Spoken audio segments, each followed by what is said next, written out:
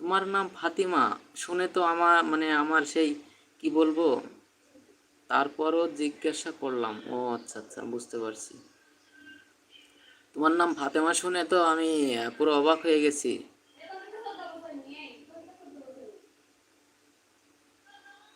আমি হতে যাবে কেন? কি হতে যাবে কেন? স্বার্থপর তুমি। এই যে তোমার আইডিতে নাম দিছো, তোমার আইডি, তুমি স্বার্থপর। তোমার আইডি তো আর আমি স্বার্থপর হব না, হব? এবং দুনিয়ার মানুষ তো স্বার্থপর হবে না। যদি তুমি লিখতে দুনিয়ার মানুষ বড় স্বার্থপর, তাহলে ঠিক ছিল, কেন বুঝছো? কিন্তু তুমি লিখছো হচ্ছে স্বার্থপর মানুষ। তার মানে তোমার চ্যানেল, তোমার আইডি, তোমার নাম স্বার্থপর। কেন, আমি কি ভূত? হুম, তুমি ভূত। তোমার চ্যানেল, তোমার নাম, এই জন্য তুমি দিছো হচ্ছে স্বার্থপর মানুষ, মানে তুমি স্বার্থপর মানুষ, বুঝছো?